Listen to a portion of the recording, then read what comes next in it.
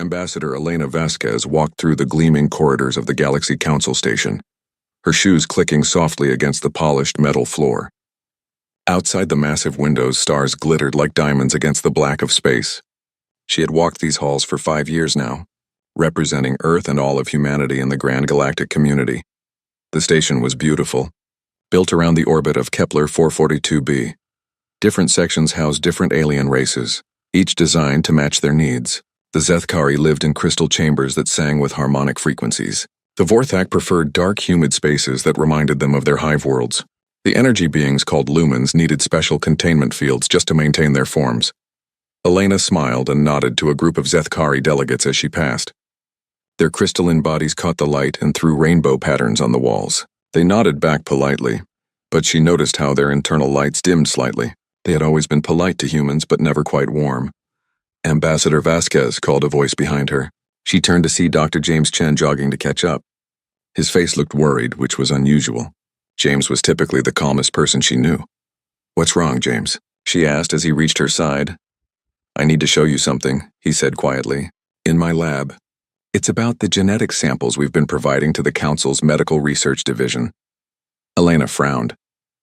For the past 50 years, humanity had shared freely with the Galaxy Council. They gave medical technology that had saved millions of alien lives. Earth's farmers had developed crops that could grow on worlds where native species were dying out. Human diplomats had prevented 3 major wars between hostile species. In return, the Council had welcomed humanity as valued members. Earth had colonies on 12 worlds now, peaceful farming and research settlements. New Geneva was the largest, home to over 2 million humans who grew food for half the galaxy. "Can it wait?" Elena asked. "The Council is voting on the Genetic Purity Initiative today. I need to prepare my speech against it." James grabbed her arm gently. "Elena, that's exactly why this can't wait." Something in his voice made her stomach tighten. She followed him to his laboratory in the human section of the station. The lab was a mess of papers, computer screens, and biological samples. James was the Council's chief xenobiologist, studying how different species could work together better. "Look at this," James said, pulling up files on his computer. "Remember all those genetic samples the Council asked us to provide? They said it was for medical research to help treat diseases that affect multiple species." "Yes," Elena said. "We've given them everything they asked for. DNA samples, psychological profiles, even brain scans from volunteers. They lied to us." James's hands shook as he opened file after file. "These aren't medical studies. They're military assessments. Look at this report." Elena leaned closer to read the screen. The text was in the common galactic language, but the meaning was clear enough. The report was titled Human Combat Capability Analysis and was marked with the highest security clearance. "They've been studying how we fight," James continued. "Our tactics, our psychology, our biological capabilities. But that's not the worst part." He opened another file. This one made Elena's blood run cold. "Threat assessment, Homo sapiens," she read aloud. "High intelligence combined with pack-hunting instincts makes this species extremely dangerous if provoked. Recommendation: close monitoring and potential containment protocols." "Containment protocols," James whispered. "Elena, they don't see us as partners. They see us as threats." Elena's mind raced. She thought about all the council meetings she had attended, all the polite conversations and diplomatic dinners. Had they been studying her the whole time? Looking for weaknesses? "There's more," James said. He pulled up a communication log. "I've been monitoring council transmissions. Not spying, just listening to public channels. But I noticed something. Security around the human quarters has increased by 300% in the last week." Elena looked around the lab. For the first time, she noticed how quiet it was. Usually, there were humans coming and going, visiting other sections of the station. Today, the human area felt empty. "Where is everyone?" she asked. "That's what I'm trying to figure out," James said. "Communication with Earth has been restricted. They say it's for routine maintenance of the transmission arrays. But Elena, when I tried to send a message to my wife yesterday, it was blocked." A chill ran down Elena's spine. She walked to the window and looked out at the stars. Somewhere out there was Earth, and beyond it, the human colonies. New Geneva, with its farms and schools and families. New Tokyo, where humans and friendly aliens worked together in research facilities. Armstrong Base, where human children played in domed playgrounds under alien suns. "The Genetic Purity Initiative," she said slowly. "They're voting on it today." James nodded grimly. A law to eliminate genetically unstable species that might threaten galactic peace. 3 guesses which species they think is unstable. Elena remembered the initiative's language. It talked about species with violent tendencies and unpredictable behavioral patterns. At the time, she had assumed it was aimed at some of the more aggressive warrior races. Now she realized the truth. "We have to warn Earth," she said. "I've been trying," James replied. "But all our communications are being monitored now. The few messages that get through are heavily delayed." Elena's communicator buzzed. She looked at the display and saw it was a priority message from Captain Sarah Rodriguez, commander of the mining vessel Endeavor. Sarah was stationed in the asteroid belt near New Geneva.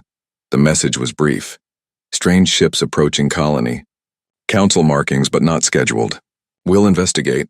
Elena and James looked at each other. Elena's hands trembled as she tried to send a reply. But the system showed an error message. "Transmission blocked by security protocols." "James," she said quietly, "what do we know about the Council's military capabilities?" "More than they think we do," James said. "But also less than we need to." "Helena, if they've been studying us for 50 years planning this..." She nodded. The Council races were old, established, powerful. The Zethkari had weapons that could turn planets to glass. The Vorthak had ships that moved like living things, impossible to track. The Lumens could exist in the vacuum of space and sabotage ships from the inside. Humanity had always been seen as the newcomers, the peaceful farmers and doctors. Their ships were small, designed for transport and research. Their weapons were limited, meant only for defense against pirates and asteroids. "We need to get word to Earth somehow," Elena said. "If the Council is planning something..." An alarm began blaring through the station. Elena's communicator lit up with an emergency message. All human personnel were to report to their quarters immediately for security reasons. Through the lab windows, Elena could see Council security forces moving through the corridors. They wore full battle armor and carried weapons that hummed with deadly energy. They weren't coming to escort the humans to safety. They were coming to arrest them. "James," Elena said, her voice steady despite her fear. "Send one last message to Earth. Use the emergency protocols. Tell them..." She paused, thinking of the right words. "Tell them the Council has shown their true face. Tell them to be ready." James's fingers flew over his keyboard as the sound of armored footsteps grew closer. The message was simple but clear. "They think they know us. They're wrong. Show them what sleeping giants look like when they wake up." The lab door exploded inward as Council forces stormed in. Elena raised her hands, but her mind was already racing ahead to what would come next. The Council had made their choice. Soon humanity would make theirs, and the galaxy would learn that there was a difference between being peaceful and being weak. Captain Sarah Rodriguez floated in the command center of the mining ship Endeavor, watching the screens that showed New Geneva below. The planet looked beautiful from space, with its blue oceans and green continents. Cities dotted the surface like clusters of lights connected by rivers and roads. Over 2 million humans called this world home. "Captain," called her communications officer, Lieutenant Kim Park, "I'm picking up massive energy signatures coming out of hyperspace. Multiple ships, big ones." Sarah turned to look at the tactical display. Red dots appeared on the screen, dozens of them. The ships were huge, far larger than anything that should be visiting a peaceful farming colony. "Are they Council ships?" Sarah asked. "Yes, ma'am," Kim replied. "I'm seeing Zethkari dreadnoughts, Vorthak hive ships, and Lumen energy carriers." "It's a full battle fleet," Sarah frowned. There had been no scheduled Council visits to New Geneva. The colony was supposed to be under Earth's protection, but they had always maintained good relations with the Council races. "Open a channel to the lead ship," Sarah ordered. The main screen flickered to life, showing the bridge of a Zethkari dreadnought. High Crystallarch Zaktul appeared, his crystal body glowing with cold blue light. Sarah had met him before at diplomatic functions. He had always been polite but distant.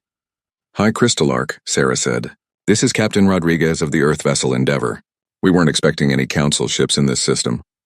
Zaktul's crystal form shifted, patterns of light moving through his body. When he spoke, his voice was like breaking glass. "Captain Rodriguez, you and your vessel will withdraw immediately from this system." "I'm sorry, but I don't understand," Sarah replied. "New Geneva is under Earth jurisdiction. We have mining rights in this asteroid belt." "Not anymore," Zaktul said coldly. "This system is now under Council quarantine. Any human vessels remaining will be destroyed." The transmission cut off. Sarah stared at the blank screen, her mind racing. Quarantine? New Geneva was one of the healthiest colonies in human space. There had been no reports of disease or other problems. "Captain," Kim said urgently, "the Council ships are moving into attack formation around the planet." Sarah looked at the tactical display. The Council fleet was spreading out, surrounding New Geneva like predators circling prey. Her blood ran cold as she realized what was happening. "Red alert," she commanded. "All hands to battle stations. Kim, send an emergency transmission to Earth immediately." "I'm trying, Captain," Kim replied, her fingers flying over her console. "But something's jamming our long-range communications." On the planet below, people were going about their normal lives. Children were playing in parks. Farmers were tending their crops. Scientists were working in research labs. None of them knew what was coming. "The Council ships are charging weapons," reported her tactical officer, Ensign Martinez. Sarah watched in horror as energy began building in the massive ship guns pointed at New Geneva. These weren't police weapons or crowd control devices. These were planet killers. "Get us closer to the planet," Sarah ordered. "Maximum speed." "Captain, we can't fight a Council battle fleet," her first officer warned. "The Endeavour is a mining ship. We have minimal weapons." "I'm not planning to fight," Sarah said grimly. "I'm planning to record everything." The first energy beams lanced down from orbit like spears of light. They struck the planet's major cities with devastating force. Where the beams hit, everything simply vanished. Buildings, streets, people, all turned to ash in an instant. "Dear God," whispered Kim, watching the destruction on her screens. More beams followed. The planet's capital city, New Geneva Prime, disappeared in a flash of white light. The agricultural centers were next, vast fields of crops burning away to nothing. Then the schools, the hospitals, the research facilities. Sarah's crew watched in stunned silence as their home was systematically destroyed. These weren't military targets. These were civilian areas, full of families and children. "Captain," Martinez said, his voice shaking, "I'm detecting escape pods launching from the surface." Sarah looked at her screens and saw dozens of small craft lifting off from New Geneva, desperate people trying to flee the destruction, families with young children, elderly couples, anyone who could reach an escape pod. "The Council ships are targeting the escape pods," Kim reported in horror. Sarah watched as the massive warships turned their weapons on the tiny, defenseless escape craft. Energy beams and missile volleys reached out like deadly fingers, swatting the pods from space one by one. "They're killing everyone," Martinez said, "even the children." One escape pod managed to reach space, broadcasting a desperate plea. Sarah could hear a woman's voice crying as she spoke. "This is Dr. Emily Chen from New Geneva Medical Center. We have injured civilians aboard, including children. Please, we surrender. We surrender." The pod exploded in a ball of fire as a Vorthak missile tore it apart. Sarah's hands clenched into fists. This wasn't war. This was murder. Cold, calculated genocide. "Are we recording all of this?" she asked. "Yes, Captain," Kim replied. "Every second." "Good. The galaxy needs to see what the Council really is." More escape pods died as the Council ships hunted them down with systematic efficiency. A few made it to the asteroid belt, but not many. Sarah watched the life signs on her scanner as over 2 million human souls were snuffed out like candles in the wind. The planet's surface was a smoking ruin now. Where once there had been cities and farms, only burning craters remained. The Council ships began deploying strange devices that Sarah didn't recognize. "Captain," Martinez said, "I'm reading some kind of biological weapon being released into the atmosphere." Sarah watched as green clouds spread across the planet's surface. Where the clouds passed, even the plant life began to die. The Council wasn't just destroying the human colony. They were making sure nothing would ever grow there again. "Why?" Kim whispered. "Why would they do this?" Before Sarah could answer, her communications console lit up with an incoming transmission. It was coming from the planet's surface, from one of the underground mining complexes. "This is Director Michael Torres." A man's voice crackled through the static. "New Geneva Mining Station 7. We have approximately 300 survivors in the deep tunnels. The Council used some kind of poison gas on the surface. People are dying in agony." Sarah opened a channel. "Director Torres, this is Captain Rodriguez. We're going to get you out of there." "Negative, Captain," Torres replied. "They're jamming our escape systems. We're trapped down here. But listen carefully. We managed to save some of the research data from the agricultural center. The Council wanted our crop enhancement technology. They demanded we hand it over 3 weeks ago, and when we refused, the transmission cut to static, then came back weakly. Captain, you need to warn Earth. This wasn't random. The Council planned this. They want to eliminate humanity before we become too powerful. They're afraid of us. The signal died completely. Sarah tried to re-establish contact, but there was no response from the mining station. High Crystal Arc Zaktoul's face appeared on Sarah's screen again, uninvited. "Captain Rodriguez," he said with cold satisfaction, "you have witnessed the price of genetic instability. Humanity's violent nature makes your species too dangerous to exist alongside civilized races." "Violent?" Sarah said, her voice filled with rage. "You just murdered 2 million innocent people." "We eliminated a threat," Zaktoul replied calmly. "Your species breeds too quickly and spreads too far. Your emotional volatility and pack-hunting instincts are incompatible with galactic peace." "Those were farmers and children. They were future soldiers," the Crystal Arc said. "We have studied your species for decades, Captain. We know what you are capable of when provoked. This action prevents future wars." Sarah realized the terrible truth. The Council hadn't attacked New Geneva in anger or fear. They had planned this genocide carefully, studying humanity for years to find the best way to destroy them.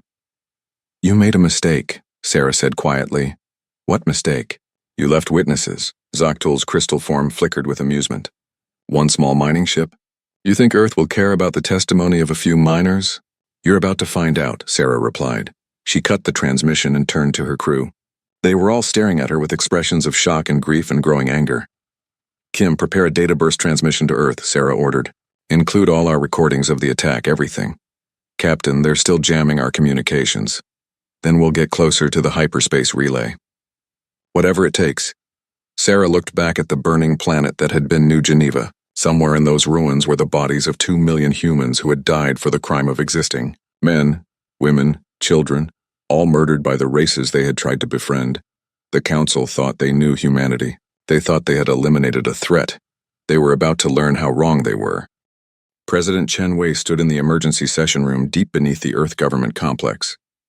Around the table sat the most powerful humans in the solar system: military commanders, intelligence directors, and industrial leaders. The room was silent except for the soft hum of air recyclers. On the massive screen that dominated one wall, the images from New Geneva played over and over. Cities turning to ash, escape pods being hunted down like animals, children's voices cut short by weapons fire. 2.3 million people, President Chen said quietly. Her voice was steady, but her eyes burned with a cold fire. Gone in less than 4 hours. Admiral Marcus Thompson sat at the far end of the table. He was 70 years old, gray-haired and scarred from decades of military service. Most people thought he had retired after some classified incident near Titan 15 years ago. They were wrong. "Madam President," Admiral Thompson said, "we need to discuss our response." "Our response?" Dr. Liu Chang, the Director of Colonial Affairs, looked around the table in confusion. "What response can we possibly have? The Council has ships that can destroy planets. We have cargo haulers and research vessels."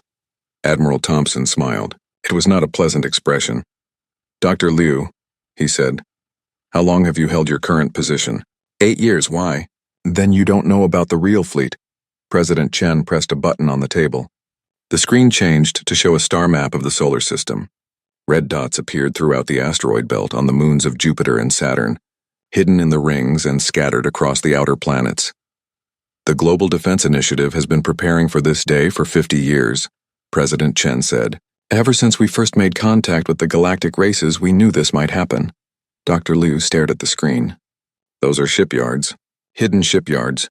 Ceres Shipyard Complex," Admiral Thompson said, pointing to one of the dots, built inside the asteroid itself. "From the outside, it looks like a mining operation. Inside, we've been constructing warships for 3 decades. More dots lit up on the screen. Titan Construction Facility, Europa Naval Base, the Rings of Saturn Defense Network." Each name was spoken like a prayer. "But the Treaty of Centauri," Dr. Liu protested. "We agreed to limited military forces. The Council has observers." "The Council observers see exactly what we want them to see," said Director Sarah Kim from Earth Intelligence. "They think our cargo ships are for trade. They don't know about the weapons hidden in their hulls. They think our research stations study asteroids. They don't know we've been developing weapons technology for decades." Admiral Thompson stood and walked to the screen. "The Council made a fatal mistake. They assumed we were sheep because we acted like sheep. They forgot that sheep exist because the wolves allow it." He pressed another button. The screen changed to show technical specifications for ships that Dr. Liu had never seen before. "The Prometheus-class dreadnought," Admiral Thompson said. 2 kilometers long, Armed with quantum torpedo launchers and gravitic beam weapons, we have 12 of them. The Retribution-class stealth destroyer, invisible to most sensors, armed with hunter-killer missiles designed specifically to penetrate alien shields. We have 47, the Righteous Fury-class battlecruiser, my personal flagship, built to fight enemies we once thought were gods. Dr. Liu's mouth fell open. How is this possible? The resources alone. Every mining operation in the asteroid belt, Director Kim explained. Every industrial facility on Mars and the outer moons. We've been building a war fleet while pretending to be peaceful farmers. President Chen stood and walked to the window that looked out over the capital city. Below, people were going about their normal lives, not yet knowing that their colony world had been destroyed. The council thinks they eliminated a threat, she said. They think we're a species of farmers and doctors who won't fight back. They're about to learn why predators respect the pack. She turned back to the table. Admiral Thompson, you have full authorization. Activate all military assets. Recall every agent from Council Space. And send a message to the galaxy. What message, Madam President? President Chen's voice was soft, but everyone in the room felt the steel beneath it. They wanted to see monsters. Let's show them what monsters look like. Within hours, the solar system was alive with activity. Hidden shipyards throughout the asteroid belt powered up for the first time in decades. Massive construction bays opened like metal flowers, revealing warships that gleamed with deadly purpose. On Mars, the industrial complexes that the Council thought were making farming equipment began producing ammunition and weapons at an incredible rate. The red planet's surface crawled with automated factories working at maximum capacity. In the outer system, defense platforms that had been disguised as research stations revealed their true nature. Weapons that could crack moons swiveled toward deep space, ready to protect Earth from any attack. Admiral Thompson stood on the bridge of the UES Righteous Fury as his ship emerged from its hidden berth inside Ceres. Around him, his crew worked with the efficiency of people who had trained for this moment their entire lives. Communications, he called. Open a channel to all ships. The response came back immediately. Channel open, Admiral. Thompson looked out at the growing fleet surrounding his flagship. Ships of war built in secret, crewed by people who had spent decades preparing for a fight they hoped would never come. This is Admiral Thompson to all vessels, he said. Today the Galaxy Council showed us their true face. They murdered our children. They burned our farmers. They thought we were sheep. He paused, watching more ships emerge from their hiding places throughout the solar system. They forgot that sheep exist because the shepherds allow it, and they just killed the shepherds' children. On screens throughout the fleet, Admiral Thompson's weathered face was hard as granite. Our mission is simple. We're going to Council Space. We're going to rescue our people. We're going to punish the ones responsible for New Geneva, and we're going to remind the galaxy why apex predators don't attack the pack. Across the fleet, thousands of voices responded as one. Sir, yes, sir. But Earth's preparations went far beyond ships and weapons. Throughout Council Space, humans who had lived as merchants, diplomats, and researchers for decades suddenly revealed their true purpose. On the Council Station where Ambassador Vasquez was being held prisoner, maintenance worker Jack Morrison disabled the primary defense grid with tools he had been carrying for 5 years. Research scientist Dr. Amanda Foster uploaded viruses into the station's computer systems that would cripple communications for days. On trade worlds throughout the galaxy, human merchants who had been selling Earth products for years suddenly began providing weapons and intelligence to resistance groups. The peaceful traders had actually been building the largest spy network in galactic history. Captain Sarah Rodriguez, still hiding in the asteroid belt near New Geneva, received a coded transmission from Earth. The message was simple. The pack is coming. Hold position and wait for the hunt to begin. She looked at her crew. All of them changed by what they had witnessed. The miners and technicians who had spent their lives digging rocks from asteroids were now soldiers with fire in their eyes. You heard the message, Sarah said. We're not miners anymore. We're hunters, and we have prey to catch. The transformation was happening throughout human space. Cargo ships revealed hidden weapons. Research vessels deployed military sensors. Even the agricultural colonies began producing materials for war instead of food. The Council had studied humanity for 50 years, thinking they understood what humans were capable of. They had seen the peaceful farmers, the helpful doctors, the polite diplomats. They had never seen what humans became when someone killed their children. High Crystallarch Zaktul stood in his command center on the council station, watching reports come in from across the galaxy. Human activity was increasing everywhere, but he wasn't concerned. What could a species of farmers do against the combined might of the Galaxy Council? High Crystallarch, one of his subordinates called. We're detecting unusual energy signatures from the Sol system. Define unusual. Large-scale industrial activity. Power outputs consistent with major shipyard operations. Zaktul's crystal form flickered with amusement. The humans are building cargo ships to replace their destroyed colony. How predictable. He had no idea that what he was seeing was the awakening of a sleeping giant. A giant that was very, very angry. The first strike came without warning. High Commander Vexthul of the Zethkari Third Fleet was reviewing routine patrol reports when his flagship's sensors detected impossible energy readings. Before he could react, 12 human ships materialized out of nowhere, their weapons already firing. The attack lasted exactly 17 minutes. When it was over, the Zethkari naval base at Kepler 186 was a cloud of debris, and every council ship in the system was destroyed. The human fleet vanished as suddenly as it had appeared, leaving only a single message broadcast on all frequencies. For New Geneva. Commander Vexthul died with his ship, never understanding how the humans had bypassed sensors that should have detected them light years away. Captain Sarah Rodriguez stood on the bridge of her new ship, the UES Retribution. It was sleek and black, designed to slip through space like a shadow. Her crew was no longer made up of miners and technicians. They were soldiers now, volunteers from Earth who had come to help hunt down the murderers of New Geneva. Target acquired, reported her tactical officer, Lieutenant Hayes, Zethkari Heavy Cruiser. Designation ZX-447. Intelligence confirms this vessel participated in the New Geneva massacre. Sarah looked at the enemy ship on her screen.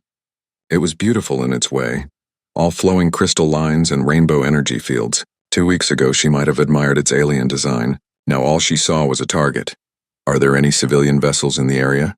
She asked. Negative, Captain. The cruiser is alone. Good, we don't kill innocents. Sarah's voice was cold as space. Unlike them. The Retribution moved closer to its prey, invisible to the Zethkari sensors. Sarah had learned that humans had a natural advantage the council races didn't expect. They were unpredictable. Alien military doctrine relied on formations and patterns. Human tactics were creative, adaptive, and when necessary, completely insane. Fire when ready, Sarah ordered. The stealth destroyer's weapons spoke with quiet efficiency. Quantum torpedoes punched through the enemy's shields like they were paper. The Zethkari cruiser's beautiful crystal hull cracked and shattered, spilling its crew into the vacuum of space. Message drone deployed, Hayes reported, broadcasting our memorial signal. As the enemy ship died, a small probe detached from the Retribution and began transmitting. The message was simple but would be heard across the galaxy. ZX-447 destroyed. Justice for New Geneva. 2,347 murders remaining to be avenged. This was how humanity fought now, not with massive fleets and grand battles, but with precision strikes that eliminated specific targets. Every council ship that had participated in the massacre was marked for death. Every commander who had given orders to kill civilians was being hunted. Admiral Marcus Thompson stood in the command center of the UES Righteous Fury, studying tactical displays that showed the progress of Operation Shepherd's Wrath. Red dots marked council military positions. Blue dots showed human strike forces moving to engage them. Status report, he called. Strike Group Alpha has eliminated the naval depot at Ross 128, reported his operations officer. Strike Group Beta is engaging enemy forces at Wolf 359.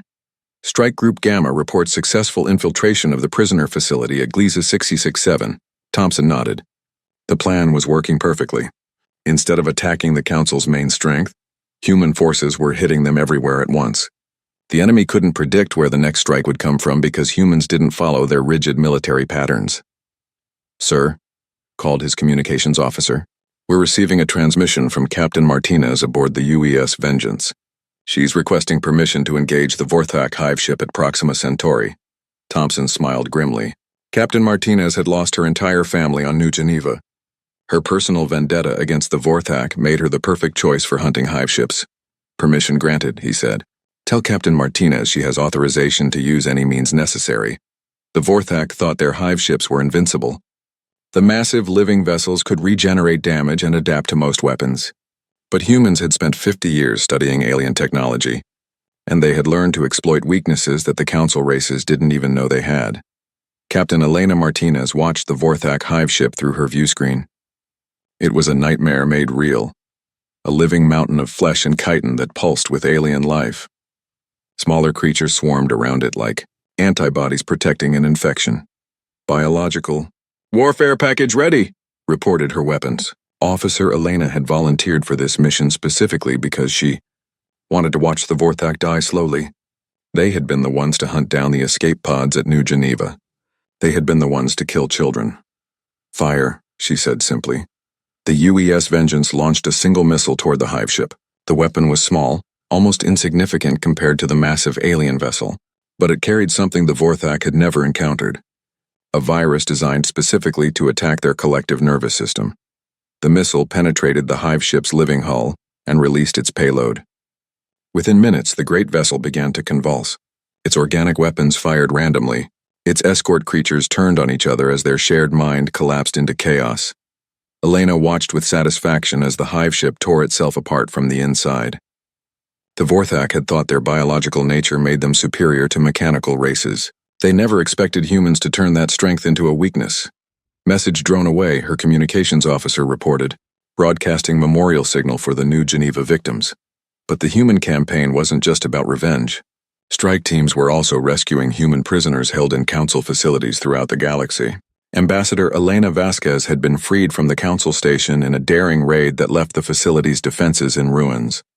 Dr. James Chen, once the council's chief xenobiologist, now used his knowledge of alien physiology to design weapons that could kill efficiently and precisely. He had become something the galaxy had never seen: a scientist who waged war with the same methodical precision he had once applied to research. "The psychological impact is working," Dr. Chen reported to Admiral Thompson during a secure communication. "Council forces are starting to panic. They can't predict our attack patterns because we don't have any. Every strike is unique." "And what about their response?" Thompson asked. "They're falling back to defensive positions around their core worlds. The Zethkari are demanding the use of planet-killer weapons against Earth itself." Thompson's expression darkened. "Let them try. We've been preparing for that possibility for 50 years. The Admiral was right to be confident. Hidden throughout the solar system were defense platforms that could intercept even the most powerful weapons.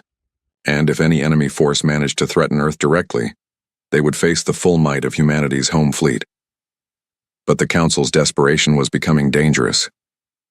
Reports were coming in that some alien commanders were threatening to use weapons of mass destruction against human colonies. The Lumens, beings of pure energy, were discussing the possibility of destabilizing stars to eliminate human settlements. "Sir," called Thompson's intelligence officer, "we're receiving a transmission from High Crystallarch Zaktul. He's demanding to speak with our leadership." "Put him through," Thompson said. The screen flickered to life, showing the alien who had orchestrated the New Geneva massacre. Zaktul's crystal form was dimmer than before, his internal lights flickering with what might have been fear. "Admiral Thompson," the Crystallarch said, "this destruction must stop. Your forces are committing acts of terrorism against peaceful worlds." Thompson's laugh was harsh and bitter. "Peaceful? You murdered 2 million civilians, Zaktul. You hunted down children in escape pods. We eliminated a threat to galactic stability," Zaktul replied. "Your species is too dangerous to be allowed to spread unchecked." "You made a mistake," Thompson said quietly. "You thought we were weak because we chose to be peaceful. You thought we were farmers and doctors who wouldn't fight back." "What are you?" Zaktul asked. Thompson's smile was terrifying in its coldness. "We're apex predators who spent 50 years pretending to be sheep. And you just killed our children."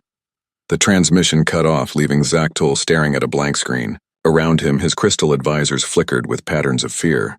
They had expected a quick, clean elimination of a minor threat. Instead, they faced an enemy unlike anything in their long history. Humanity fought with a combination of advanced technology and primitive savagery that the civilized council races couldn't understand. They used weapons that violated known physics. They employed tactics that seemed random but were devastatingly effective. And they showed no mercy to anyone who had participated in genocide. The hunt was just beginning, and the hunters were very, very angry. "Message to all human forces," Admiral Thompson broadcast. "Phase 2 begins now.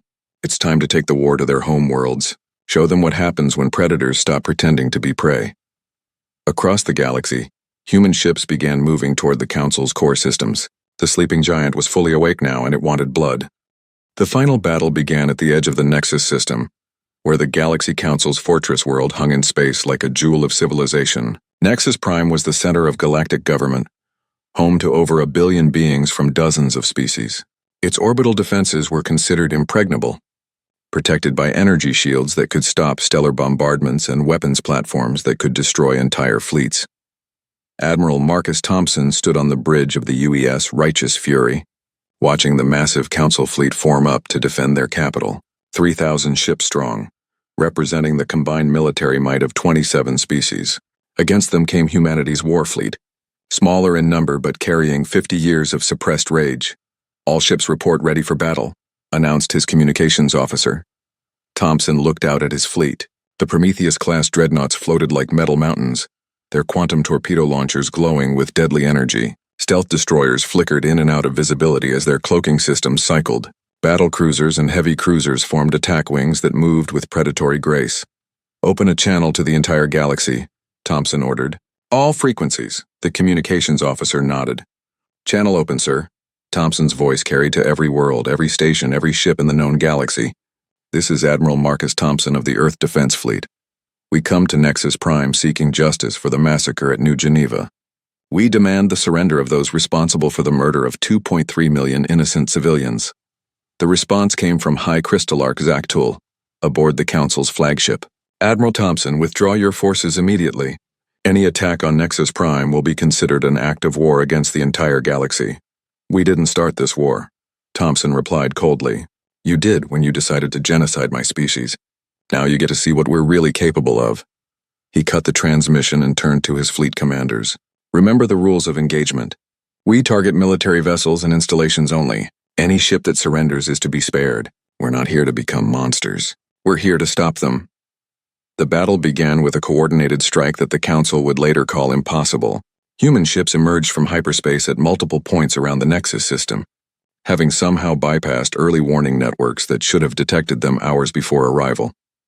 Captain Sarah Rodriguez led the first wave aboard the UES Retribution. Her stealth destroyers slipped through the outer defense perimeter like ghosts, targeting the massive weapons platforms that protected Nexus Prime. "Target the shield generators first," she ordered. "I want those defenses down in the first 5 minutes." Her ships moved with deadly precision, each one striking a different target simultaneously. The Council had never faced an enemy that could coordinate attacks across light years of space in real time. Human quantum communication networks allowed their fleet to act as a single organism, adapting and responding faster than any centralized command structure. The orbital platforms died one by one, their massive bulk no protection against weapons that phased through matter to strike at their cores. Shield generators exploded in cascades of energy that lit up space like new stars. Admiral Thompson watched the outer defenses fall and smiled grimly. Phase 2. All heavy units advance. The Prometheus-class dreadnoughts moved forward like ancient gods of war. Their quantum torpedo launchers spoke with voices of thunder, each shot capable of cracking a moon. The Council's heavy ships tried to form defensive lines, but human tactics shattered their formations before they could establish firing solutions. High Crystallarch Zaktul watched his fleet being torn apart and felt something he had never experienced before. Fear. The humans fought like no species in galactic history. They didn't follow predictable patterns or traditional formations. Every ship seemed to act independently while somehow working in perfect coordination with the others. "Deploy the Omega weapons," he ordered his subordinates. "Target the human flagship." The Omega weapons were the Council's most powerful ship killers, energy cannons that could punch through any known armor. 3 of them fired simultaneously at the Righteous Fury, beams of pure destruction that should have vaporized the human vessel instantly. Instead, the beam struck some kind of energy field around the ship and scattered harmlessly into space. Admiral Thompson's voice came over the communication channels, calm and unimpressed. "Is that the best you can do? Our children built better weapons in their school science projects." The psychological impact was devastating. The Council's ultimate weapons had failed completely, while the humans seemed to have technology that bordered on magic. Alien crews began to panic as they realized they were fighting an enemy they didn't understand. Captain Elena Martinez led Strike Group Vengeance through the heart of the enemy formation. her ships carving through council lines like knives through paper. Her target was specific: the Vorthak command hive ship where the orders for New Geneva's destruction had originated. "There it is," her tactical officer reported. "The hive ship consuming darkness. Intelligence confirms it was the command vessel during the massacre." Elena looked at the massive biological ship with cold hatred. Somewhere in its living corridors were the creatures who had hunted down escape pods full of children, who had laughed as they murdered the innocent. "Launch the special package," she ordered. The UES Vengeance fired a single projectile toward the hive ship. It looked harmless, just a small metal cylinder tumbling through space. But inside was something the Vorthak had nightmares about: a quantum virus designed to rewrite their collective consciousness. The projectile penetrated the hive ship's living hull and released its payload directly into the creature's nervous system. Within seconds, the massive vessel began to convulse as its shared mind collapsed into chaos. Smaller bioships turned on their parent vessel, attacking it with weapons meant to defend it. Elena watched with satisfaction as the hive ship tore itself apart from the inside. "That's for every child you murdered, you monsters." But the real target of the assault wasn't the fleet defending Nexus Prime. It was the planet itself, where the Galaxy Council's leadership waited behind energy shields they thought were impregnable. Admiral Thompson's personal strike force broke through the orbital defenses and descended toward the planet's surface. The capital city sprawled below them, a gleaming metropolis of crystal spires and floating platforms where the galaxy's most powerful beings made their decisions. "Sir," called his tactical officer, "the Council is attempting to activate some kind of planet-killer device. If they can't win, they're planning to destroy Nexus Prime and everyone on it rather than face justice." Thompson's expression turned deadly. "Like hell they are. Deploy the boarding teams." The UES Righteous Fury and her escort ships landed in the heart of the capital, their arrival shattering windows and sending Council officials fleeing in panic. Marine units in power armor poured out of the ships, advancing toward the Council chambers with implacable determination. Captain Rodriguez led the assault on the main government complex, her soldiers moving through corridors filled with terrified alien bureaucrats. Most surrendered immediately when they saw the humans coming. The few who tried to fight discovered that human military technology was decades ahead of anything they had imagined. "Secure the Council chambers," Rodriguez ordered. "Find the device controls." Her Marines kicked down the doors to the central command room where High Crystallarch Zactul and his senior advisors waited. The alien leader was trying desperately to activate a weapon that would turn Nexus Prime into a nova, killing everyone on the planet rather than allowing humanity to claim victory. "Step away from the controls," Rodriguez commanded, her weapon trained on the Crystallarch. Zactul's crystal form flickered with desperate energy. "You don't understand. If humanity wins this war, you'll become the new tyrants. The galaxy needs us to maintain order." "The galaxy needs justice," Rodriguez replied. "Starting with you." The Crystallarch made one last attempt to reach the weapon controls, but Rodriguez was faster. Her weapon fired once, and Zactul's crystal body shattered into 1,000 glittering pieces. Around him, his advisors fell to their knees in surrender. The war was over. In the aftermath of the battle, humanity stood victorious but forever changed.